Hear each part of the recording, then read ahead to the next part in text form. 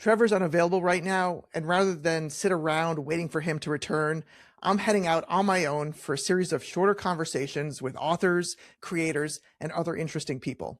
Think of it as a typical no-win scenario episode, just with fewer arguments, less supervision, and no Trevor to stop me. Welcome to No Win Scenario presents Dawn's Away Mission. And don't worry, Trevor will be back soon. I haven't listened to anything you've said in the last 20 seconds. Damn it, Trevor. We had a shtick. Lying. Two friends who hate each other, Rude. talking science fiction, It has become this cultural phenomenon. along with some special guests. I appreciate what Star Trek did to me. I would love to have this book get banned. That wasn't acting.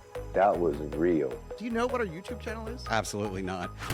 No win scenario. With Trevor and Dawn. Okay, we're not doing that. Boom. My guest today has walked the deserts of Sinai, the Negev, and Arabia on foot, dove the Red Sea's blue hole as a dive master, and now lives in a medieval village in the south of France, where she works as a historical tour guide. She's an award-winning screenwriter, and after one story refused to let her go, she turned it into her debut novel.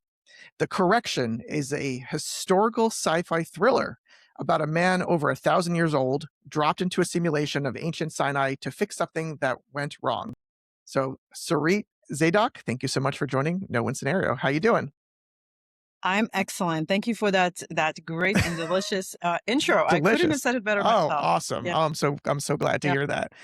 So before we Yeah. dive into the book and your work, what is a historical sci-fi thriller? Not everyone knows what that means. Exactly. It's actually combining. I love combining genres. So my two favorite genres are historical fiction and science fiction. Actually, if you ask me, I consider history to be science fiction and a multi-layered, ancestral simulation. This is what I consider history to be. So it's basically mixing the two genres. You may have seen this already in sci-fi in a form of time travel, but this is not time travel. This is simulation travel, which is different. Yeah. So what does that And mean? What does that mean? That's a bomb to throw there and just leave it. What does that mean? so simulation travel, a simulation, unlike, a normal timeline, is something that can just be, destroyed. It's energy that doesn't stay there or move from one thing to another. It's something that can completely collapse and just be gone. Okay. And also a simulation behaves differently than, according, to me and my inventions, a simulation, it behaves differently than a normal, like a time travel where you're trying to go and fix some history or meet your grandfather. A simulation can have glitches. It can have anomalies. It can have strange things that are happening. And this is what is happening basically in the book. A simulation, which is basically, a metastable, a quantum construct, is always suffering from decoherence. So it's very unstable. So it can manifest itself in any imaginable ways that you can imagine. And this is what's great about being an author, that you can imagine how a simulation may become destable, and then what happens to things on the inside. And are people realizing this? Are they not realizing this? And so on.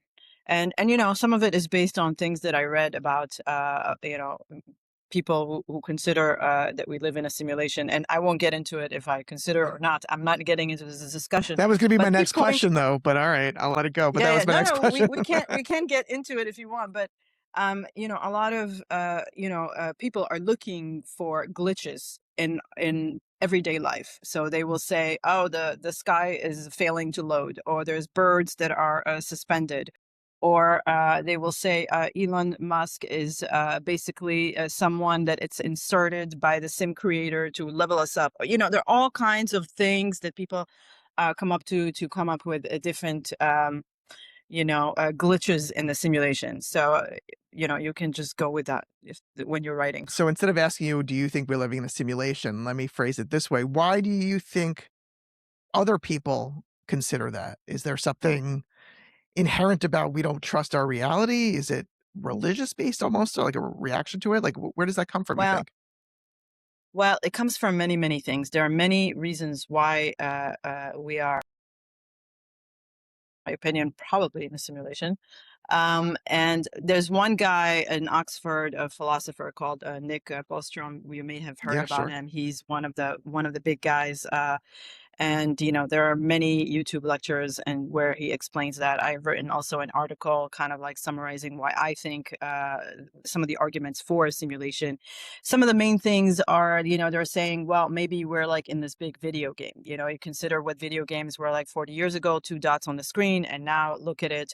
And and maybe this is just like an experiment that we're in.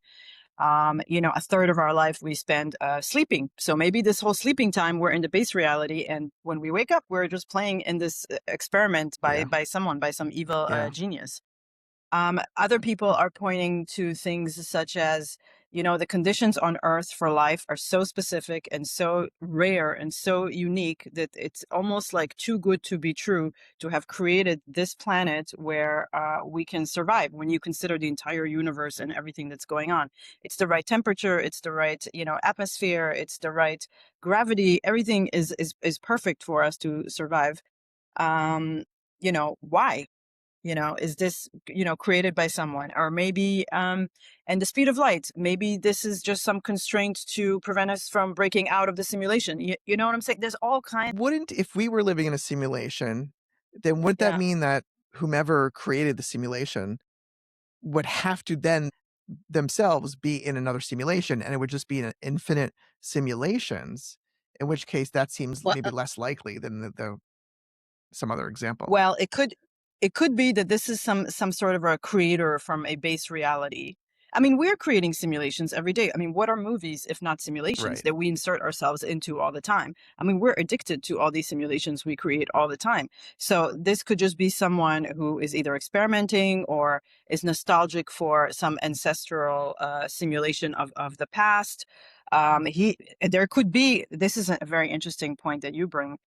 This person could be in a simulation creating a simulation. Right. So it's a simulation within a So we're simulation, trapped. you know? Yeah. So maybe he's trapped and he's playing with this thing by himself. So um I don't know. Yeah. I don't really know, but a lot of people are making some pretty interesting arguments for it.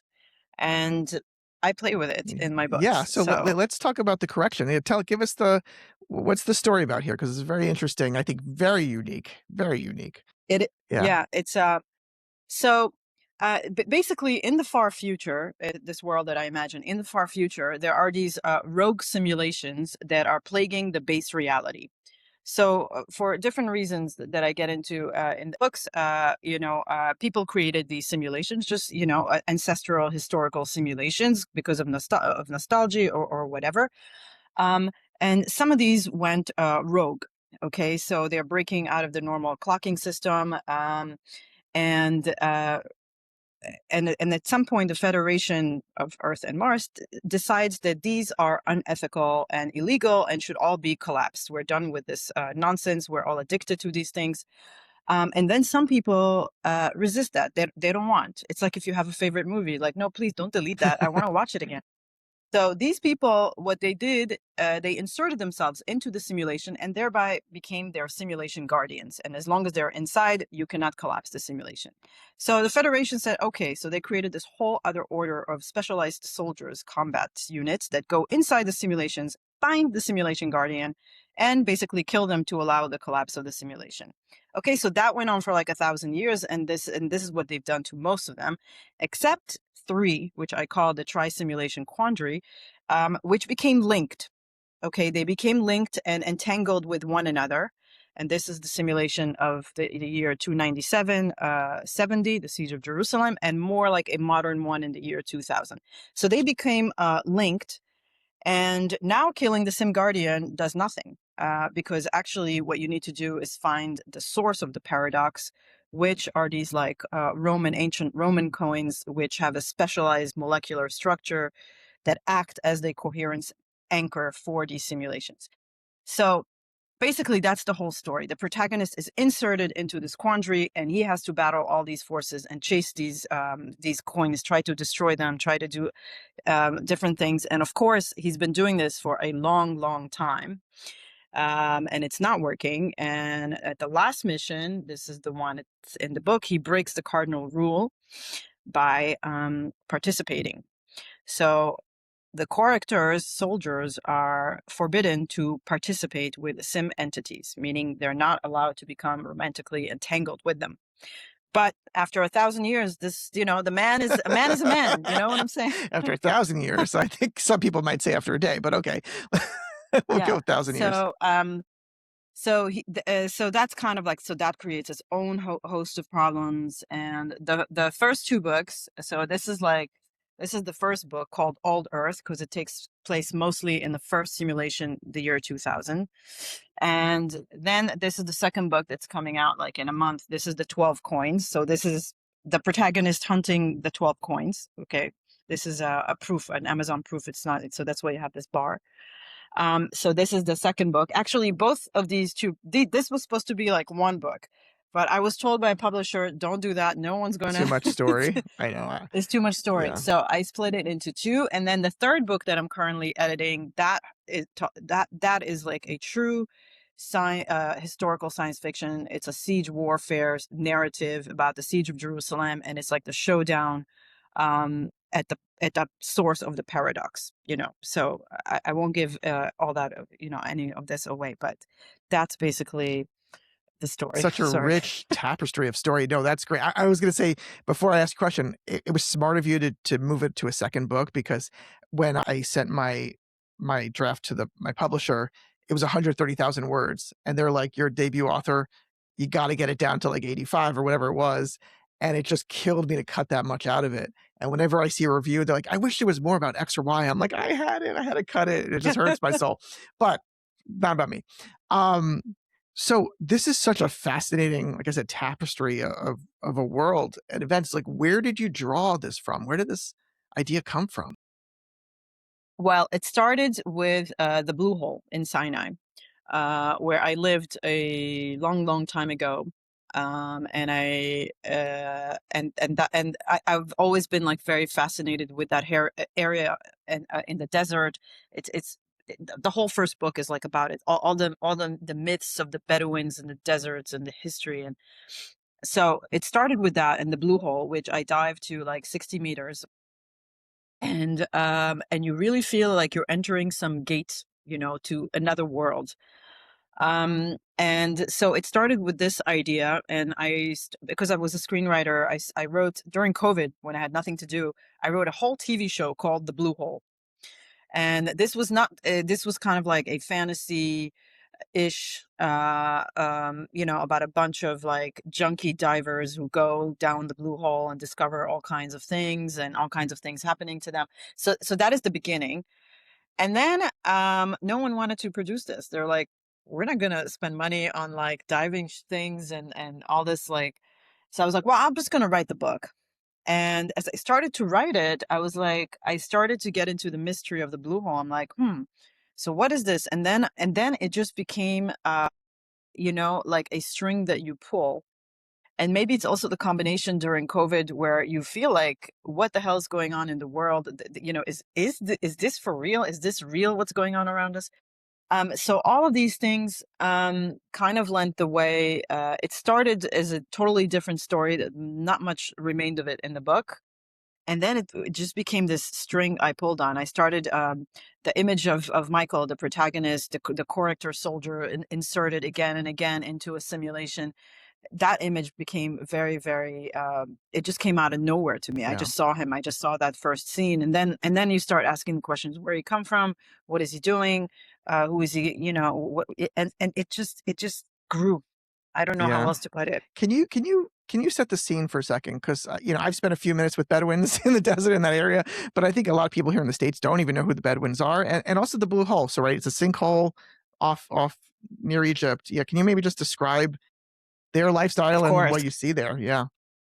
Of course, Sinai to me is like the most beautiful place on earth. It's a combination of this orange, yellow desert with high, jagged mountains, like just plunging deep into like the blue, blue, blue Red Sea.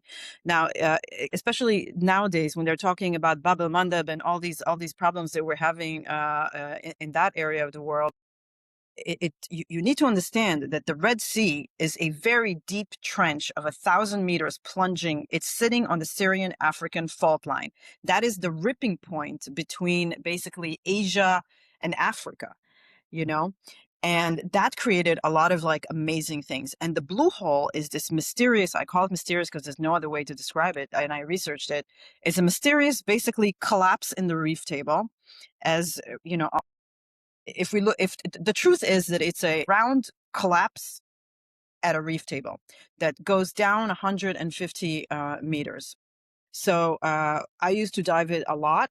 And what you do is you kind of go inside, and then there's a saddle, and you can go down to 150 meters, which I don't. What I did was there is a very mysterious arch, okay, like an entry to a cathedral on the reef table side, and you can kind of dive through it around maybe 57 meters to pass the arch, go into the blue hole, and then come up. And so the whole thing is just very, very mysterious.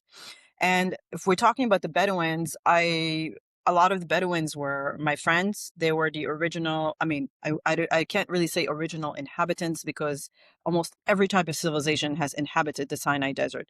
But the Bedouins, I would say, this is their home. They are nomads, and they are master trekkers. They are master water finders, and they traditionally they have lived in a very nomadic a structure of life. Different tribes had different types, in the Sinai Peninsula, which is like a triangle. And unfortunately, in modern times, the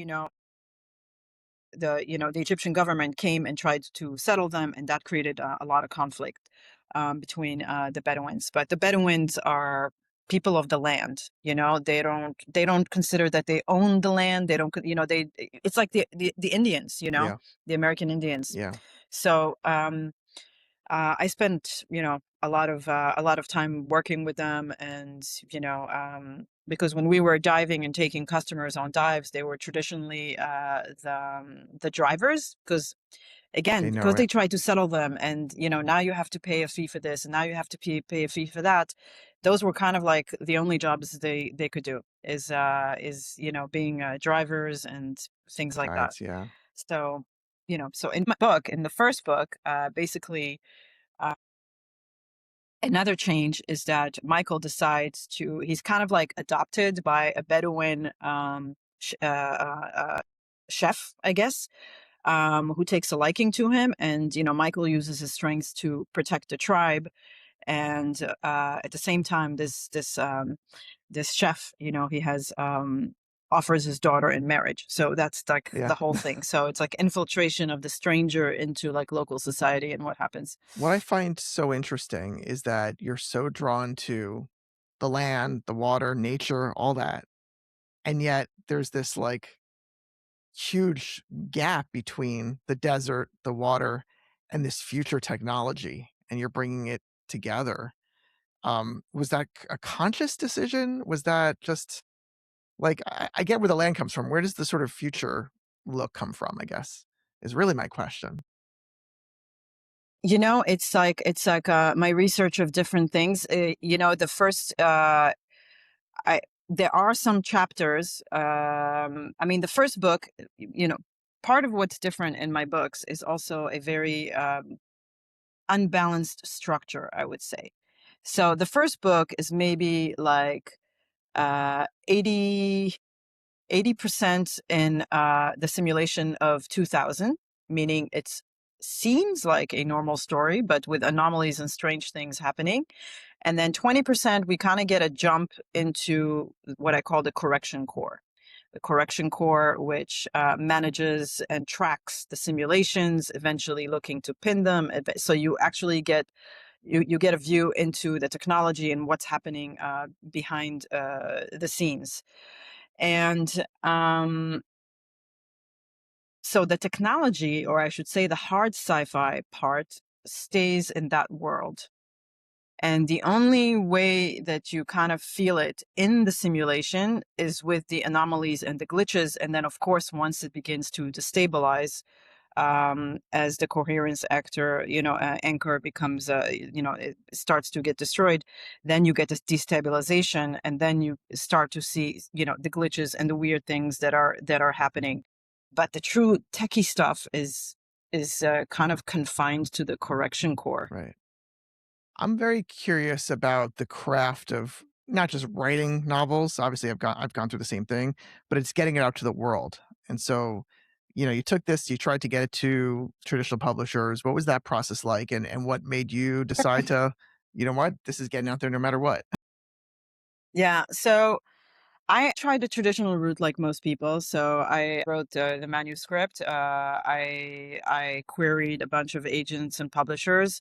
Didn't really get much. In retrospect, I kind of understand why. It's a very hard sell. Yeah. Sci-fi in general is a And hard sell. And for those who are watching or listening, queries when you basically send a few chapters of your book with a letter to a whole slew of potential representatives, and then you wait a year for them to get back to you. And most don't. exactly. Yeah. So that didn't really work very well. And I'm not judging. In retrospect now, after 2 years, I can see how this is a very hard sell, Yeah. and and it's so I understood that, but I just felt like I push this out, and I was not really concerned about, and I'm still not really concerned about um uh sales per se. I don't imagine myself making a living from this. I just want to put it out there, and it may resonate in like 5 years time, 10 years time, whatever. I just, as a creator, I just need to give birth. It's like, you know what I'm saying? So I did that, and then because the first book doesn't really have closure, I didn't feel I had to push the second book out quite quickly, because so people are not pissed off. But now the third book, what I've done with it, because this has more immediate appeal, because it's like the Siege of Jerusalem. It's a lot of historical fiction. Although it's the third book in the series, I have written it as a standalone. That meaning that someone can come and just start with book 3 and get into the Nice. Yeah. series without having to go through books 1 and 2. And then if they want, then books 1 and 2 can serve sort of as a prequel, if you will.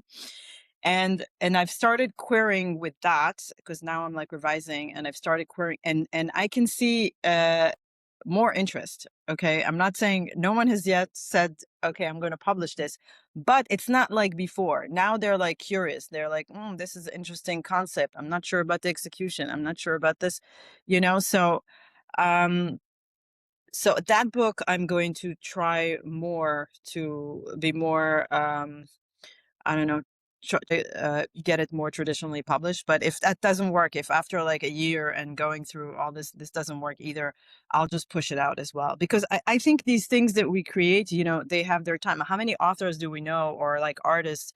They were never, really, nobody really got what they were doing in the Till beginning. later. Yeah. And then it's a timing thing also. Yeah. So Yeah. Well, good luck on that. What is like a takeaway you'd want a reader? Like who should read your books? And like what's like the kind of like what do you want them to be left with when they're done reading? um I think well, the type of reader who would appreciate this is someone who has patience. Is someone who has patience, someone who loves historical fiction, who loves genre blending, who's not afraid of a little bit of literary, or God forbid, some head hopping, or some a little bit of romance. I know sci-fi. It's like, no, no, no romance, no. They're always. So because it's genre blending, so it's there is some kind of techie stuff. So it's someone who appreciates mixed genres. And I think the big takeaway from this is to think about history as, a simulation, because sometimes that's, and when I research things, I try to think about, I go into the main sources of, back like 2000 years ago, and I like read the stuff and again, and it makes you wonder, is Yeah. like, did this really happen? Is this happen? And we keep correcting history. Even today, we're fascinated and like addicted to history. Somebody might come and like come up with something, discover something else, some historian, some archaeologist, and now we're correcting history. We're rewriting this. So we're already doing this. And, so history to me is very, very interesting as, a simulation, you know. I find it completely fascinating. I think the simulation talk is only going to keep growing and growing as I see in my own feeds, people talking more and more about it. So it's certainly to put that into this story and to make this story around this is I think just fascinating. Um, how can people best follow you and find your work? So I have my website, thecorrection.xyz. XYZ, I love it. Okay, the correction Yeah, at because XYZ. .com was taken, Yeah, but I kind of liked XYZ better. yeah. It kind of the It whole fits. sci-fi. It hits the sci-fi. It feels like, all right, is this real? Is this a simulation? That's great. Exactly. So you can go there and you can, there are links to the books on Amazon, but the best way is really to sign up for my newsletter. I write really lovely, pretty newsletters once a month. They're not like in your face, buy this, buy this, buy this. They're kind of like about my travels and my thinking about things. And sometimes I have like in August, for example, because this is coming out, the second book is coming out. I'm going to do a free promotion on the first book. So people will be able to download the ebook for free. So that's going to be really cool. And that is really the best way of, you know, keeping in touch. All right. Well, thank you so much for your time. Can't wait to read all these books, and thanks so much. My pleasure. Thank you for having me. That's it for this away mission. Thanks to our guest and to all of you for watching and listening. Please subscribe on all the platforms, and you can email us at nowin-scenario-podcast@gmail.com. Trevor will return, I promise you. But in the meantime, I think we're thriving just fine without his supervision and snark. See you next time.